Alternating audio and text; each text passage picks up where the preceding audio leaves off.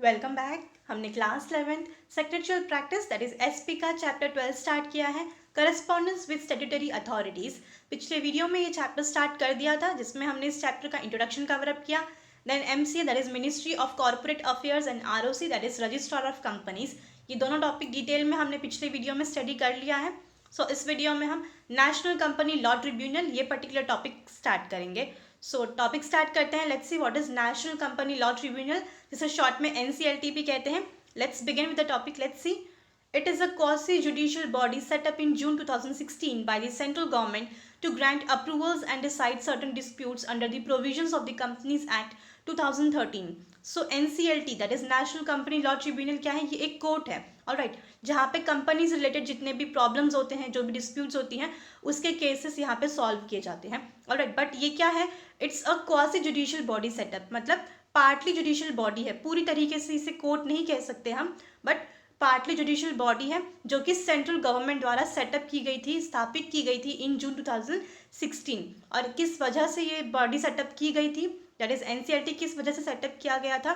To grant approvals, that is companies को अगर approvals grant करना है तो उसके लिए, एंड अगर कंपनी से रिलेटेड जो भी प्रॉब्लम्स होती हैं, जो डिस्प्यूट्स होती हैं, उसको सॉल्व करने के लिए उसके रिलेटेड जो भी हियरिंग्स होती हैं वो एनसीएलटी में की जाती हैं, alright. That is companies act 2013 में जो प्रोविजंस है, जो रूल्स एंड रेगुलेशंस है, उससे रिलेटेड अगर कुछ डिस्प्यूट्स होते हैं, कुछ प्रॉब्लम्स अराइज होती हैं, तो उससे रिलेटेड डिसीजंस जो है वो एनसीएलटी में लिए जाते हैं, alright.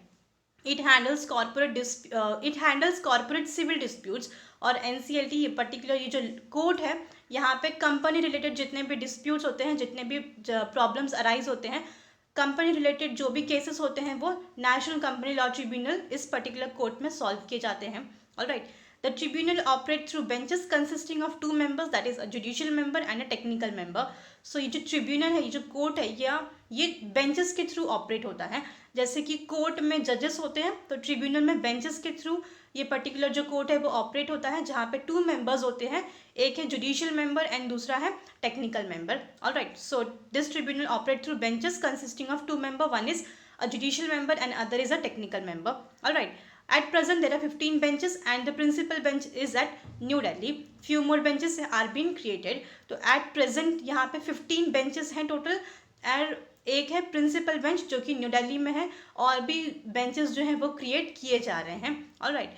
The tribunal has to dispose of every application और petition within 3 months of receiving it. तो ये जो ट्रिब्यूनल है, इस कोर्ट में जितने भी पिटिशंस आते हैं, एप्लीकेशंस आती हैं, केसेस रिलेटेड जो भी सॉल्व करने के लिए जो भी एप्लीकेशंस आती हैं, ये सारी एप्लीकेशंस को, पिटिशंस को 3 महीने के अंदर ही इन्हें क्या करना है? सॉल्व करके डिस्पोज ऑफ करना है, ऑलराइट। 3 महीने के जैसे ही एप्लीकेशन रिसीव होती है, उस एप्लीकेशन के रिसीव होने के 3 महीने के अंदर ही केस को इन्हें डिस्पोज ऑफ करना है, सॉल्व करना है। It has exclusive jurisdiction in respect of suits or proceedings which is empowered to determine as per the Companies Act. और इसका मोस्टली कहाँ पे इसका जो केसेस होते हैं वो मोस्टली किससे रिलेटेड होते हैं? कंपनीज एक्ट से रिलेटेड होते हैं, ऑलराइट। इनके पास जो भी पावर्स हैं वो कंपनीज एक्ट से रिलेटेड है। तो कंपनीज एक्ट से रिलेटेड जितने भी केसेस होते हैं, उसी से रिलेटेड ये जो कोर्ट है उसका प्रोसीडिंग्स और उसके सारे के सारे जो सूट्स होते हैं, जो केसेस होते हैं, वो सॉल्व करते हैं। Before passing its order, the tribunal gives reasonable opportunities of being heard to for concerned parties to justify their cases. और ये जो ट्रिब्यूनल है, ये जो कोर्ट है, ये अपना ऑर्डर पास करने से पहले, जजमेंट देने से पहले, दोनों पार्टीज़ को, कंसर्न पार्टीज़ को पूरी अपॉर्चुनिटी देती है, पूरा मौका देती हैं कि वो अपनी अपनी जस्टिफिकेशन, अपनी अपनी बातें जो हैं वो कोर्ट के सामने रख सकें, alright. And appeal against the order of NCLT can be made to the national company law appellate tribunal, that is NCLT.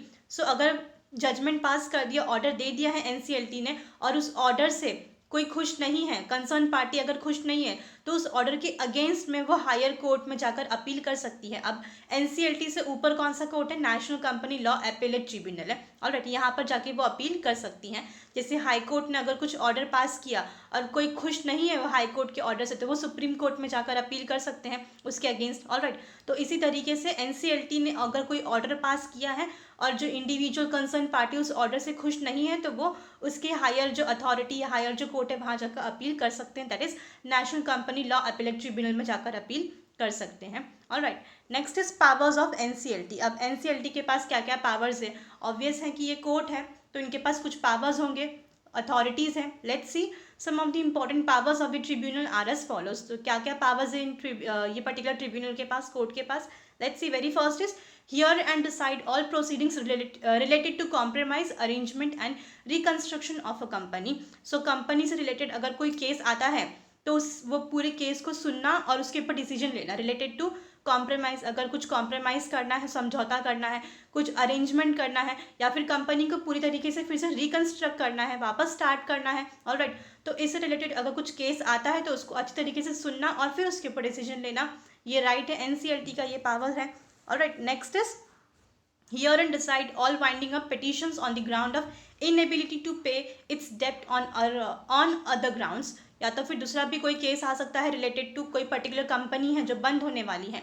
अब बंद क्यों हो रही है? बिकॉज कंपनी अपने डेब्ट्स, अपने उधार पे नहीं कर पा रही है, तो इसकी वजह से कंपनी को बंद करना पड़ रहा है. तो उससे रिलेटेड भी अगर कोई केस आता है तो उसको पूरा सुनना और उसके ऊपर डिसीजन लेना, ये भी राइट है NCLT का. Next is hear and decide petition for extension of time for repayment of deposits.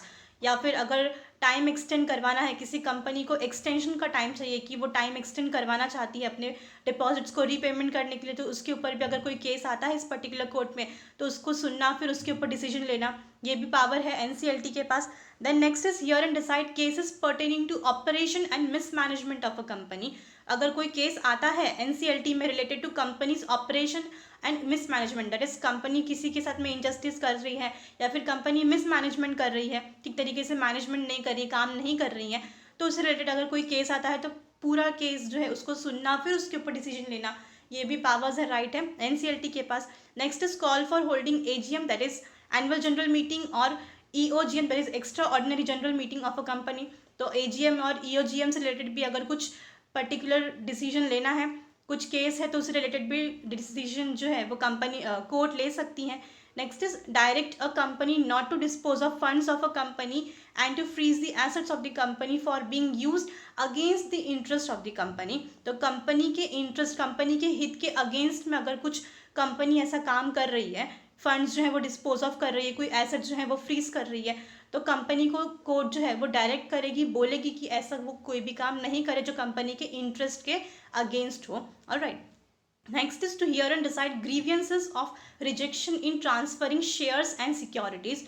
तो अगर शेयर्स एंड सिक्योरिटीज जो है वो ट्रांसफर किए जाते हैं one person to another person, या फिर रिजेक्ट किए जाते हैं. ऑलराइट. रिजेक्ट कर रहा है मतलब किसी पर्टिकुलर पर्सन को, शेयर होल्डर्स को ट्रांसफ़र करना है और वो ट्रांसफ़र जो है उसका रिजेक्शन किया गया है, मतलब ट्रांसफ़र रोक दिया गया है, तो उससे रिलेटेड जो कंप्लेन है उसको भी सुनना और फिर उसके ऊपर डिसीजन लेना, ये भी NCLT के पावर में है, उनके अधिकार में है. ऑलराइट. तो इससे रिलेटेड जितने भी प्रॉब्लम्स अराइज होते हैं, जो केसेस आते हैं, ये सारे केसेस जो है वो कंपनी के इस रिलेटेड हैं और ये सारे केसेस जो है वो NCLT के पास आते हैं. NCLT सारे केसेस को सुनती हैं, फिर उसके ऊपर डिसीजंस लेती हैं. Alright. Next is national company law appellate tribunal. अब NCLT से एक स्टेप ऊपर वाला है, मतलब हायर कोर्ट है ये, national company law appellate tribunal, जिससे हम NCLAT कहते हैं. Let's see. The companies act 2013 has empowered the central government to set up NCLAT to hear appeals against the order of NCLT or the National Financing Reporting Agency. So companies act 2013 ने ये powers दिए हैं central government को कि वो NCLAT जो है वो सेटअप करे. और NCLAT क्यों सेटअप किया गया है? तो NCLT that is national company law tribunal में जो भी ऑर्डर्स पास किए हैं उसके अगेंस्ट में कोई खुश नहीं है, तो उसके अगेंस्ट में अगर हायर कोर्ट में अपील करना है तो NCLAT में जाके वो अपील कर सकते हैं. या फिर नेशनल फाइनेंसिंग रिपोर्टिंग एजेंसी ने भी कोई ऑर्डर्स पास किए हैं, कुछ जजमेंट पास किया है और कोई उससे खुश नहीं है, तो वो NCLAT के पास जाकर अपील कर सकते हैं. मतलब NCLAT जो है वो हायर कोर्ट है. The NCLAT was set up in June 2016. NCLAT जून 2016 में ही सेटअप हुआ था. It is headed by the chairperson and maximum 11 members comprising of judicial and technical members. तो NCLAT जो है ये पर्टिकुलर जो कोर्ट है, इनका हेड कौन है, कौन चलाता है? तो चेयरपर्सन है हेड एंड मैक्सिमम 11 मेंबर्स होते हैं NCLAT में, जिसके अंदर जुडिशियल और टेक्निकल मेंबर्स मिला के 11 मेंबर्स होते हैं. Alright. NCLAT is also the appellate tribunal for hearing appeals against the orders pass by insolvency and bankruptcy board of India, competition commissions of India. So ये सारे के सारे अलग अलग बोर्ड्स हैं, कमीशंस हैं, that is insolvency and bankruptcy board of India है, then competition commissions of India है, तो ये सारे पर्टिकुलर जो अलग अलग डिपार्टमेंट्स हैं, इन्होंने भी कुछ जजमेंट पास किया है, तो इसके अगेंस्ट में भी अगर अपील करनी है तो NCLAT में जाकर अपील की जा सकती है। All right, next is any person aggrieved by an order of the tribunal may within 45 days from the date on which the copy of order was made available file an appeal to the appellate tribunal. So कोई भी particular individual जो कि खुश नहीं है, मतलब order pass किया गया है और वो ऑर्डर पास करने के बाद उनको लग रहा है कि नहीं हमें हायर कोर्ट में जाकर अपील करनी है, तो वो विद इन 45 डेज जो है कोर्ट ने ऑर्डर पास किया उसके विद इन 45 डेज वो जाकर अपील कर सकते हैं। द अपेलेट ट्रिब्यूनल में कन्फर्म, मॉडिफाई और set aside the order of the tribunal. तो ये जो अपेलेट ट्रिब्यूनल है मतलब NCLT जो है, उन्होंने पास करता है जजमेंट, उसके 45 डेज के अंदर NCLAT के पास जाकर अपील की जा सकती है। और ये जो NCLAT है दैट इज अपेलेट ट्रिब्यूनल जो है, ये जो पर्टिकुलर पास किया गया है, जो अपील की गई है अगेंस्ट वाली, तो उसको कंफर्म कर सकते हैं, मतलब उसको एक्सेप्ट कर सकते हैं, उसमें मॉडिफाई कर सकते हैं, कुछ चेंजेस कर सकते हैं, या फिर उसको सेट असाइड कर सकते हैं, अलग से रख सकते हैं। ऑलराइट, तो ये कोर्ट के ऊपर डिसीजन है कि वो क्या कर सकते हैं, किस तरीके से अपील को देख सकते हैं। Alright, an appeal against the order of NCLAT may be filed by the aggrieved person to the Supreme Court within 60 days of receipt of the order of NCLAT. So अगर NCLAT ने भी कोई judgement पास कर दिया, order pass कर दिया, और फिर भी कोई पर्टिकुलर कंसर्न पार्टी जो है उस पर्टिकुलर ऑर्डर से भी खुश नहीं है, उसके अगेंस्ट में अगर उन्हें किसी दूसरे कोर्ट में जाके अपील करना है तो वो सुप्रीम कोर्ट में जाकर अपील कर सकती है with in 60 days of the receipt of order. मतलब ऑर्डर पास करके 16 डेज के अंदर ही वो सुप्रीम कोर्ट में जाकर अपील कर सकती है NCLAT के अपील के अगेंस्ट में, ऑर्डर के अगेंस्ट में। Alright, next is securities and exchanges board of India that is SEBI. तो अब ये दोनों तो कोर्ट्स थे, अब नेक्स्ट क्या है, सेबी। तो क्या है SEBI, let's see. SEBI was established in 1992 as a statutory body to regulate the securities market in India. So SEBI कब एस्टैब्लिश हुआ था, कब स्थापित हुआ था, 1992 में। ये एक स्टेट्यूटरी बॉडी है, दैट इज लॉ द्वारा बनाया गया है, क्रिएटेड बाय लॉ है। और मोस्टली क्यों बनाया है, सिक्योरिटी मार्केट जो है जहाँ पे शेयर्स एंड सिक्योरिटीज़ जो हैं वो बाय सेल होती है, एक्सचेंज होती है, तो वो मार्केट को रेगुलेट करने के लिए, कंट्रोल करने के लिए सेबी को एस्टैब्लिश किया गया था, बनाया गया था। Its head office is in Mumbai. It supervises and controls the operations of stock exchanges, companies issuing securities and intermediaries like underwriters, merchant bankers, brokers, etc. So head office Mumbai में है और ये हर एक पर्टिकुलर स्टॉक एक्सचेंजेस को, companies को control करती हैं, उन्हें सुपरवाइज करती हैं, चेक करती हैं कि वो अपना काम ठीक तरीके से कर रहे हैं कि नहीं, स्टॉक एक्सचेंज जो है, स्टॉक मार्केट जो है वो प्रॉपरली काम कर रहे हैं कि नहीं।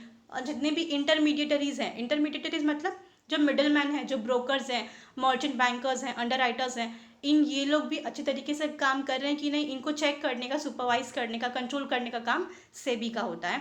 It protects the interest of investors in the securities market. और जो इन्वेस्टर्स हैं, जो पर्टिकुलर इंडिविजुअल्स अपना पैसा लगाते हैं कंपनीज में, सिक्योरिटी मार्केट्स में, तो उनके इंटरेस्ट को प्रोटेक्ट करने का काम होता है सेबी का। ऑलराइट, कि उनको कुछ नुकसान नहीं होना चाहिए, उनके पैसे डूबने नहीं चाहिए, तो इसका जो काम है वो सेबी का होता है कि अपने इन्वेस्टर्स के इंटरेस्ट को प्रोटेक्ट करें। The main objectives of SEBI are, तो सेबी के मेन ऑब्जेक्टिव्स क्या है, लेट्स सी, पॉइंट्स गिवन है। First is to regulate the securities market and the stock exchanges to ensure their proper functioning.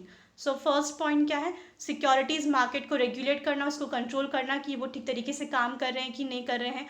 Alright, next is to provide protection to all investors and safeguard their rights.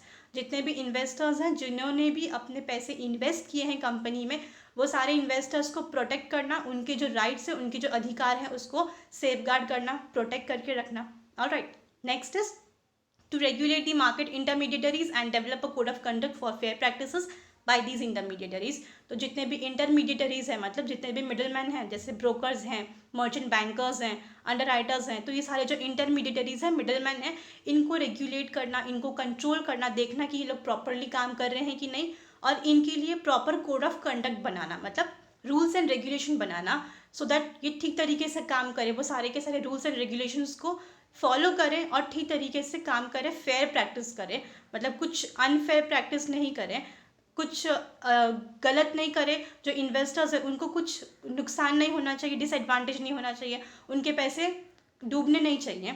Alright, तो उसके लिए अच्छी तरीके से काम करें। इसके लिए सेबी जो है वो इंटरमीडिएटरीज को रेगुलेट करती हैं, and code of conduct, rules and regulations बनाती हैं ताकि वो सारे रूल्स एंड रेगुलेशंस को फॉलो करके अच्छी तरीके से काम कर सके। ऑलराइट, सो ये है SEBI. Next is precautions to be taken by secretary while corresponding with statutory authorities. तो अब तक हमने जितने भी स्टैट्यूटरी अथॉरिटीज़ पढ़े हैं अब तक, और that is MCA, ministry of corporate affairs, ROC, registrar of companies हमने स्टडी किया, देन सेबी स्टडी किया हमने, NCLT, national company law tribunal जो हमने स्टडी किया, NCLAT। तो ये जितने भी हमने ये सारी स्टैट्यूटरी अथॉरिटी स्टडी किया, उनके साथ में अगर सेक्रेटरी को करस्पॉन्डेंस करना है, कम्युनिकेट करना है, लेटर लिखना है, तो किन किन बातों का सेक्रेटरी को ध्यान रखना पड़ता है। Let's see. Very first is prompt reply. तो ये जो पॉइंट है, ये अब तक हमने जितने भी करस्पॉन्डेंस के पिछले हमने चैप्टर स्टडी किए, तो मोस्टली जो पॉइंट्स है, प्रिकॉशंस टू बी टेकन जो है, दैट इज किन किन बातों का सेक्रेटरी को ध्यान रखना पड़ता है जब वो अलग अलग कंसर्न पार्टीज़ के साथ में करस्पॉन्डेंस करती हैं, कम्युनिकेट करती हैं थ्रू लेटर्स। तो सारे पॉइंट्स जो हैं यूजुअली कॉमन ही है, हम लोग क्विकली देख लेते हैं एक बार। First is prompt reply. Secretary should promptly reply to any letters और inquiry receive from any of the statutory authorities. मतलब क्विकली रिप्लाई करना ज़रूरी है। अगर कोई भी स्टैट्यूटरी अथॉरिटी ने कुछ भी क्वेश्चन पूछा है, कुछ इंक्वायरी अगर उनको करनी है, कोई क्वेश्चन पूछा है, तो उसका आंसर जो है वो सेक्रेटरी को क्विकली देना है, तुरंत देना है। ऐसा नहीं कि आज पूछा तो काफ़ी ज़्यादा टाइम सेक्रेटरी लगा रही है, उनको पता भी नहीं है कि कोई लेटर रिसीव हुआ है सेक्रेटरी अथॉरिटी के पास से। ऑलराइट, तो ऐसा नहीं करना है। सेक्रेटरी को तुरंत रिप्लाई देना है, क्विकली रिप्लाई देना है। अगर किसी भी स्टैट्यूटरी अथॉरिटी के पास से कोई भी लेटर रिसीव होता है तो उसका रिप्लाई उन्हें तुरंत देना है। Alright, next point is legal aspects. So legal aspects क्या है? While replying to any letter received from the statutory authorities, secretary has to ensure that all legal formalities or provisions are properly followed.